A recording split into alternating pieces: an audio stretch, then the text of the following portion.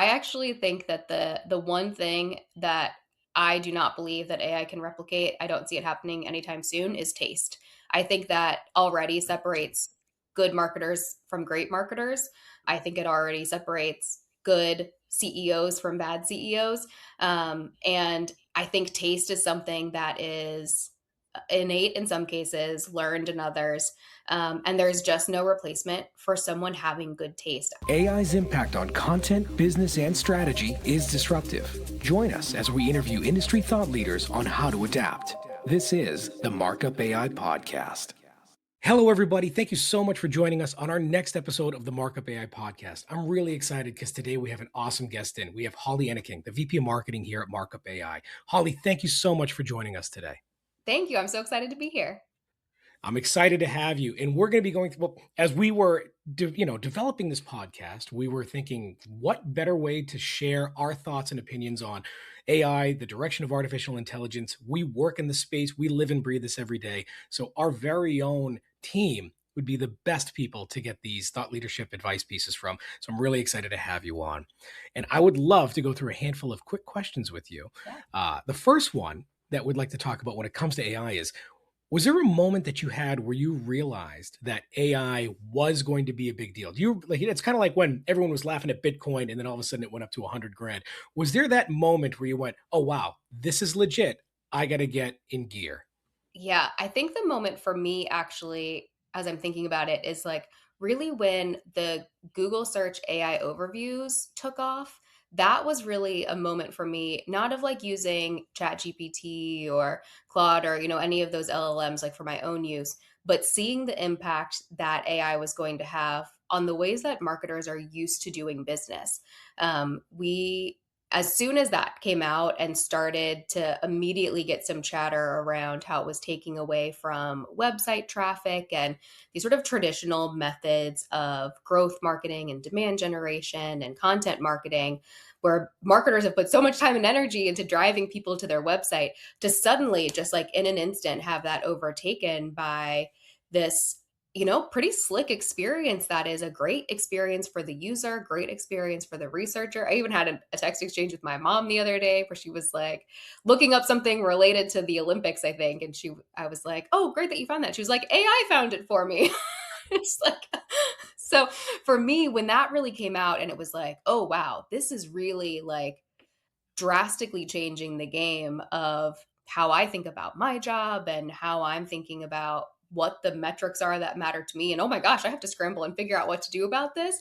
That was the first moment for me where I was like, oh wow, this isn't just like a thing that we're playing around with and is like cool to experiment with and, get some recipes in a workout, program. Like this is like legitimately impacting how I do my job on a day-to-day basis now. No, I agree with you. And I remember, this was really just kind of over the past summer where we started seeing a lot more and more adoption and terms, things Mhm. people are searching for, generating those AI answers. And I remember when they first came out, people would make comments they were often incorrect or Yep. inaccurate, and they were dismissing them. Uh, but I'm really realizing myself, I am using them more and more to directly answer questions, but I still am clicking through to confirm the answers that are being given because there's some level of mistrust that I still have in those generated answers. But from a Yes. user experience, it is nice to just get the answer I'm looking for versus Yeah. having to. Move It's like on. recipes. Whenever you read a recipe, it's like, oh, my grandmother taught me this when she came over from the homeland, and then we lived here, and then we generate. It's like I just want to know what I'm building. What am I making? How much do I need? Yes. So Jump to recipe. Yeah. that should be a CTA in these things. Um, Yes. no, I feel you. I totally agree with you. And so on the opposite of that, Yeah. was there a moment where kind of were going through these there's all this hype, there's all this excitement. Mhm. Have there been moments where you've either tried to do things or experimented with activities or actions or Yeah. tasks where you've just been like, wow, this is nowhere near where we need it to be and things are just kind of being overhyped when it comes to the capabilities of these tools and LLMs? Yeah, I think the thing for me is continuously the hallucinations. I find the hallucinations so problematic, and I think as we've moved on and things have evolved, it's gotten even harder to recognize when they're there unless you're like really digging deep and looking. Like it can be really easy to just generate some content, generate an article, get some sources, and be like, "Yep, we're good to go." But I was in a role working in the healthcare space and doing some research for a blog post. I think it was about ovarian cancer, and so I was trying to do some research in order to, write a pretty like high level 101 type blog about it. And so I had found some resources, was working on an outline. I was using ChatGPT to help me sort of structure my thoughts, and there was, an interesting stat that it had fed me. And I was like, great, can you give me a source for this so I could go through and look?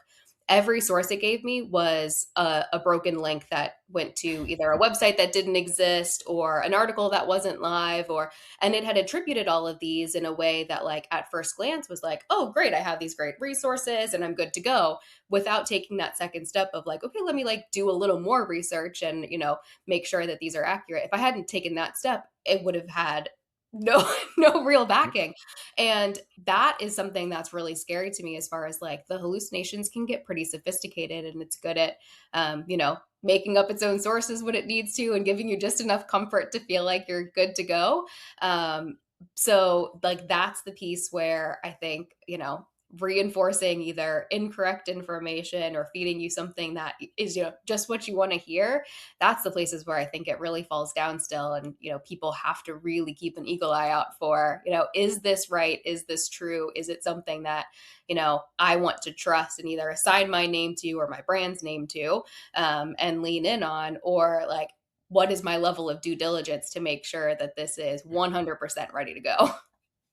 No, and it's funny when you say that too, because now you don't even know if it was hallucinating. If those pages are no longer around, Yes. was it correct? And it's just a timing issue, or were things Mhm. redacted?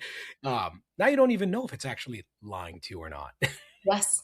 Yeah, it's very complicated. No, I feel you. So, outside of like, I mean, this could be work related too, but Yeah. I'd love to know how you're personally using, AI. Whether it's, things that aren't officially sanctioned by the work organization, whether it's in your Mhm. personal life or things that you do to help your day to day job. I'd love to Yeah. know, how are you using the tools today? Yeah, so I have an agent that I've built for myself that I really like to use as, sort of a tool for me to improve personally as a marketer. So I have been in sort of this like VP, head of marketing role for, a couple of roles now. I have a good sense of what I'm good at and where I need help. And one of the areas where I need help is like really being willing to push back on ideas that I'm not 100% aligned on. I'm like your classic eldest daughter perfectionist. Like, I want to say yes, I want to give the people what they need. And that can be, especially as, a senior leader, detrimental when my job really needs to be questioning and pushing back, and is this the right thing for us to do? And so I'm pretty cognizant of that, like, is a shortcoming for me. And I'm aware when I'm in situations of like, I should probably push harder on this, or this doesn't feel quite right. Like, how can I dig deeper effectively? And so I built myself, sort of a strategic CMO bot that I can go to, that I can put in questions during the day of like, hey, this didn't land quite right. Like, is my instinct right or wrong here? How can I push back and like get some more information in order to make a decision I feel good about? And so it's been a really great tool for me to help sort of supplement what I know is an area of growth that I want to work on. And it's definitely been helpful too, as I like, I use it on a pretty regular basis, but I've gotten better at like be remembering and being able to enact it on my own without the bot. But it was a really great tool, first to like put some thought into and build, and then just to have as a thought partner of like, okay, I'm just like flying solo out here trying to like do my best work. What am I trying to do? Where can I get, an additional sort of like perspective and help me reframe my thinking? And then also think about how I'm going to push back on someone, when I want to get more information, or I want to, maybe challenge a perspective that's been brought, to my attention. That has been an interesting way for me to like use the tool in sort of like a personal and professional growth way. I also really love using it for like silly things like, interior design is not my personal strong suit, but I love playing around with like, my son is going to turn 13 and it's probably time for like an upgrade in his bedroom, and like, giving him something a little more grown up. And so like we've done a couple of rounds of like playing around with what design might look like in his room based on like pictures of his room and things that he likes and color palette and all of that. And so that's a great way of just like it's not necessarily my skill set, but I've got a lot of great ideas now that I can actually put into practice. Nope, I love it, and it's, I mean, both great examples and similar, I have had similar experiences where it's, I'm in product marketing and I need to be somewhat of an expert in a lot of different areas. It doesn't happen. I can't be. But Yeah. being able to use a GPT to build like personas that we have and Mhm. ask questions that we may have to help us figure out messaging and approaches.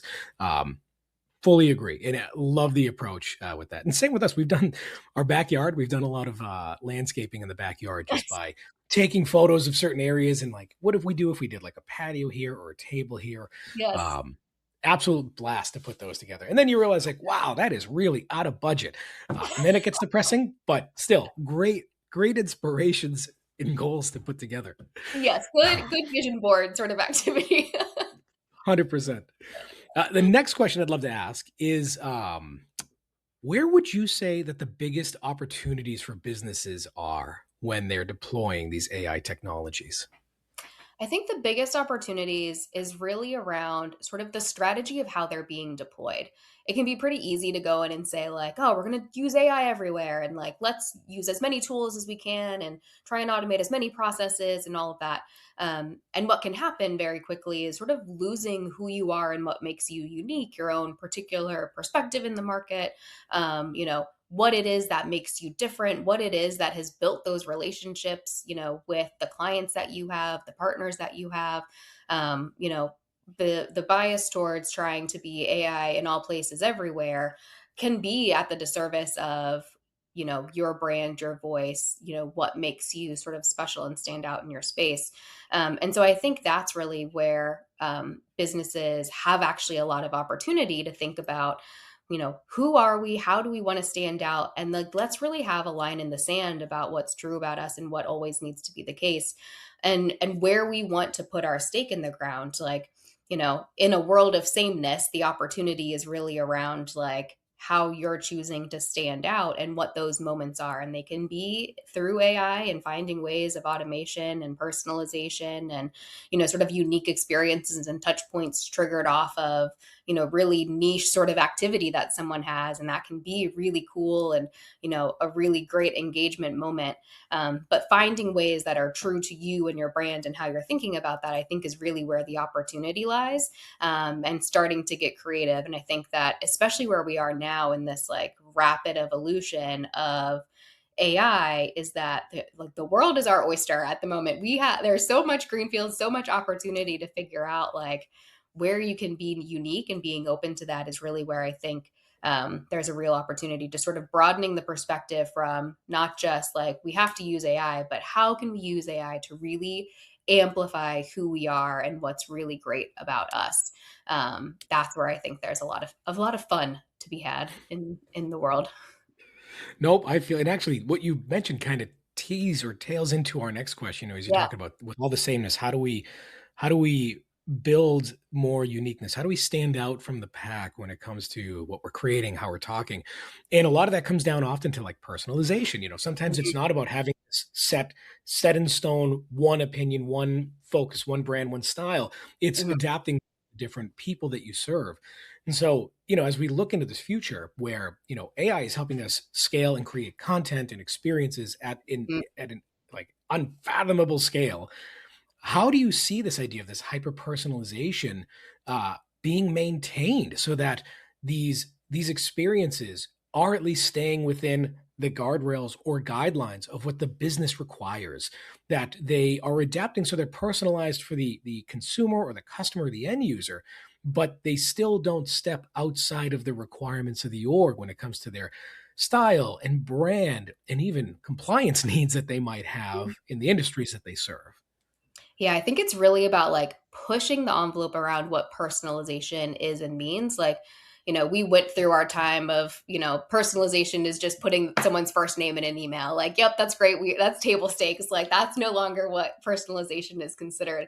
I actually had a really great experience the other day with, a BDR who reached out to me over LinkedIn. Classic experience. I get a ton of those every single day in LinkedIn and an email, and very few of them stand out. And I even gave the example, to our sellers, like an email or a LinkedIn message that I get that's like, I see you went to DePaul, go Tigers, is not going to capture my attention. Like, yes, that is true. Yes, go Tigers. Great job getting the mascot. Um, but like, that's not personalization that moves the needle for me. What did with this particular person who reached out was that he reached out and was like, hey, I hope you won't hold it against me that my dad went to Wabash, who is the number one rival of DePaul University. And it's very much a like, if you know, you know situation. And so I'm sure that he had something, in his research, and then I know that they're a company that's using AI tools, that he took the suggested personalization of my university and was able to take it one step further and make it personal to him as well. And I responded to that message immediately. I was like, this was great, hilarious. I would love to talk. Let's, get some time.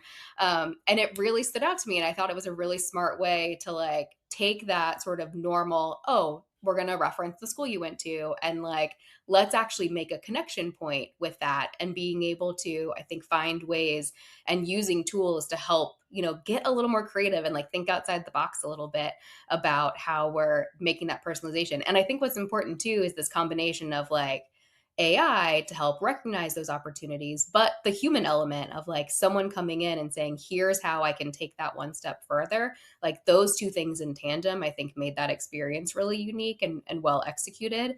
And I think making sure that there's still that like human element, that human touch as part of it to like really elevate it to the next level is where like that importance of personalization lies. It is. It's absolutely the research part that is the hardest to scale.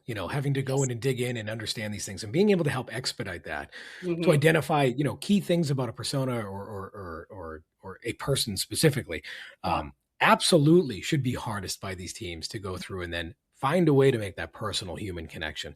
Yes. That's a great example, and that is actually kind of fun. I mean, brings it to the comedic side of it either, where it's like, oh, I'm Yes. talking to the anime. Right.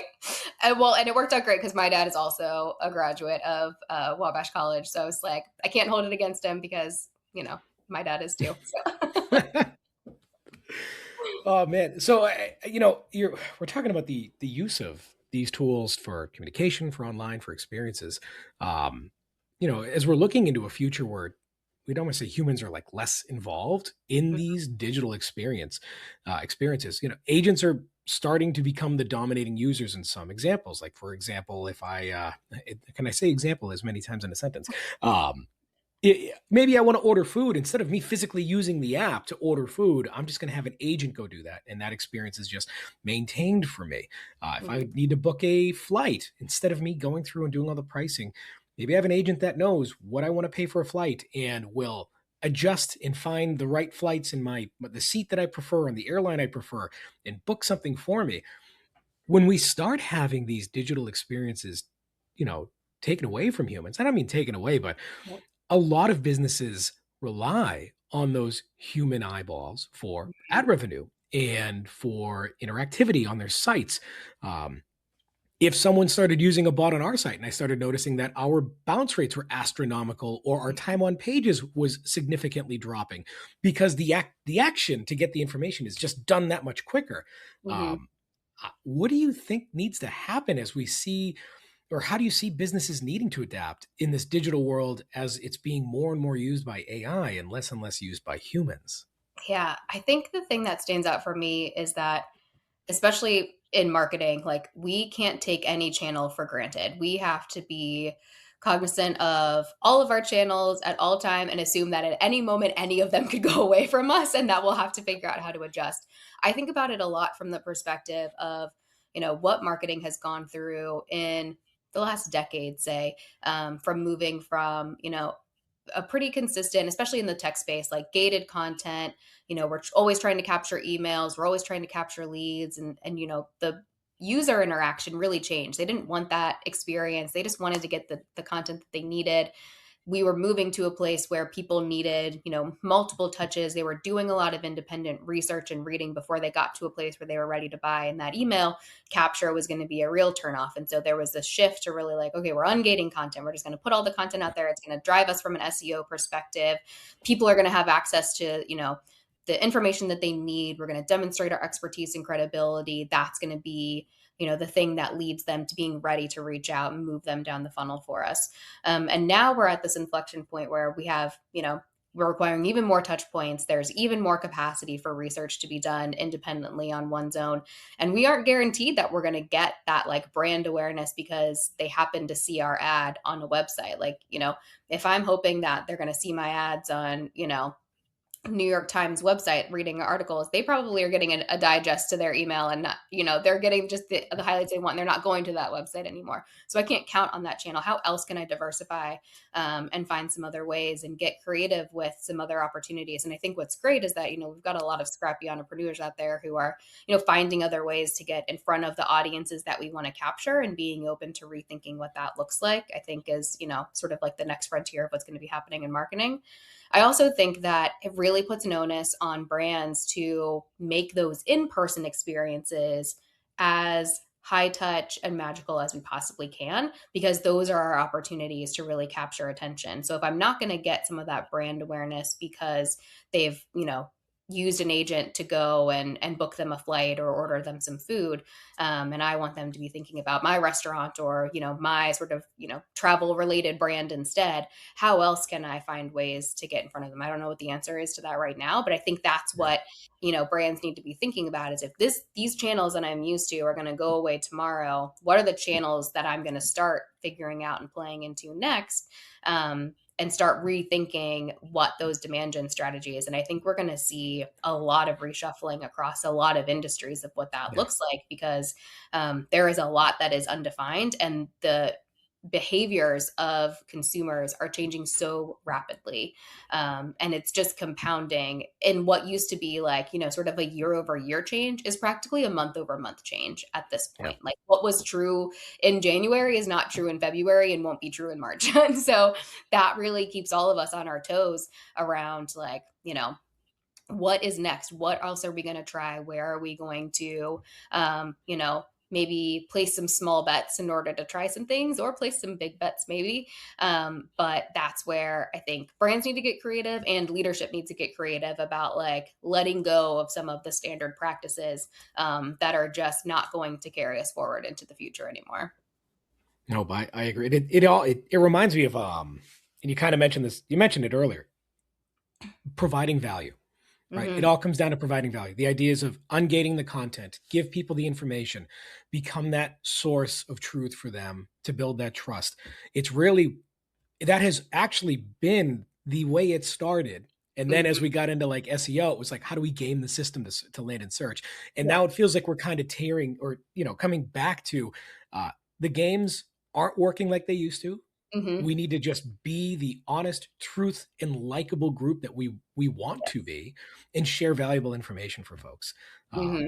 It's a big reason why we're kind of doing this podcast now. We're trying to as much content as we can generate. Here are my hands. We're real. It's not the thing. I have all my fingers. Oh my goodness. And I know that there are tools out there where you can generate video, lifelike video podcasts. I Yes. don't see that being, that's one of those things that nobody asked for, nobody's going to watch. I really don't predict that taking off. I see some shock things taking off and being like snipped, but I don't see like the top AI podcasts really being these. Folks want to hear from people. They don't want Yes. to hear from AI. They want to they want to watch someone they could potentially bump into and meet or have a drink with, or you know what I Yep. mean? Like they want someone they can actually ask a question to. Um, Mhm. and I don't see that going away with the human element. Yep. Um, Agreed. so absolutely, there's only really a couple of questions I wanted to ask before we call it a day here. Yeah. Um, but something this has been a tough one for a lot of folks, but it is Yeah. like, what do you think that when it comes to either content or brand or something that AI just won't be able to replicate? And I know it's hard to say never, but Yeah. like, what if we say in like the next 3 years? Like Yeah. let's just put a box on that like that. Yeah. I I actually think that the one thing that I do not believe that AI can replicate, I don't see it happening anytime soon, is taste. I think that already separates good marketers from great marketers. I think it already separates good CEOs from bad CEOs. And I think taste is something that is innate in some cases, learned in others. And there's just no replacement for someone having good taste. You don't have to be a great designer, you don't necessarily have to be a great writer, but being able to recognize what is good, what is better, what is excellent, and being able to drive towards that, and have a real point of view, that is something that I don't think AI can do. AI cannot define what that looks like and what that means for your brand. And that's where I really see that human element, like I sleep pretty well at night feeling like AI is not going to take my job because I know that AI can't bring all the things that are in my brain of the work that I've done, the experiences that I have, the type of content that I love, the types of things Yeah. that I'm watching, my unique point of view here in Indianapolis, Indiana with my two kids and my husband and my dog. Like there's like AI can't replicate that as much as it thinks it can, and as much as others think it can. But what I know that I have is that, I have a point of view on what I think is good and what I'm willing to put my name on and what I'm willing to put my brand's name on. And that there is nuance to that in a way that I don't think can be replicated at this moment. And honestly, I don't think anytime soon. And that's where I really think there's still a great opportunity. And again, going back to that idea of like the human and AI together, like the best marketers aren't going to be replaced by AI. They're going to be replaced by great marketers who are using AI to help them do their jobs better. I love that. Taste is something I've never really even considered. It's a question I've, challenged myself that it's been very difficult for even me to answer. I Yeah. love that. And I absolutely see what you mean with it too. Holly, this has been great. We got one last question I'd love to Yeah. ask you before we call it. And that is, what are some of the biggest mistakes or challenges that you see businesses are going to face when they're deploying AI technologies for their organizations? Yeah. I think the biggest challenge is just sameness. Like using AI to generate content, yes, speeds us up, using it to generate messaging, slides, pitch decks, all those things. There's so much that we can accelerate, like that velocity can be out of control. But when all of us are using AI to help us do those things, we all start sounding the same. And we lose that like uniqueness, that point of view, that personality, that really particular, like the best brand marketers care deeply about the things about their brand that make them stand out, how they're, using words and phrases. Language matters, tone of voice matters, your style matters. And being able to bring that element back in, that's what elevates, the work that's being created and put out into market. And I think that's the biggest challenge of just like everything becoming this sort of like smooth beige of everyone's the same and somewhat saying the same thing without anything unique. And that's where I think people really have to watch out for, like, does this sound fine, good, does it answer the question, or does it really put forward who we are, what we care about, what our core messages are, what makes us something that someone should want to care about and engage with. How do we re-inject that personality and that point of view into everything that we're doing? That's the Yeah. place where I think people really got to keep their eye on the ball. Yeah. No, I feel it's funny when you said the beige. It makes me think of what is it? Is it millennial gray, the house that we all paint Yes, our colors in, right? I think Just so. as monotone, keep things simple, keep it somewhat desirable. Yep. Absolutely. Holly, thank you so much. This was absolutely awesome to have you on. And I really appreciate you taking the time to sit down with me today. So thank you so much. Yeah, thank you. This is a lot of fun. Thank you. And thank you out there for watching. We really appreciate you hanging out and checking out the episodes with us. If you would love to, we would love you to. If you would like to, we would really appreciate a like and subscribe for the video. And if you do have any questions for Holly or myself, please comment below. Would love to answer those. Thank you so much for watching. Have a great afternoon or morning. I don't know what time it is.